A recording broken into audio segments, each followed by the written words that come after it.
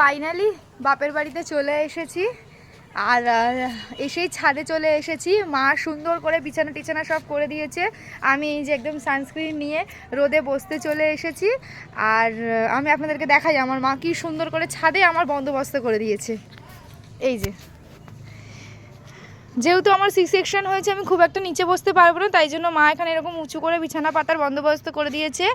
আমি যেটা আপনাদের সাথে শেয়ার করতে চাই, ছাদে এসেছি যখন আমি একদম আপনাদেরকে দেখিয়েই দিই। সেইটা হলো এই যে আমার বাবার বাড়ির গাছের ফল, তিতো ফলই আপনাদেরকে দেখাচ্ছি। এই যে দেখুন, এক একটা উচ্ছের সাইজ হয়েছে, জাস্ট দেখুন।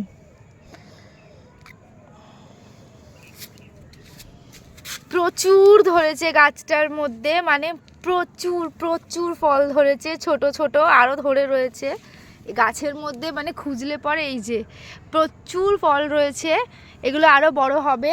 এটা হচ্ছে বাড়ির জবা গাছ, এটা হচ্ছে চন্দন জবা গাছ। গাছটা জাস্ট নিচ থেকে আমাদের পুরো একতলা বাড়ি, আমার একতলা বাড়ি পুরো উপচে গেছে গাছটা একদম।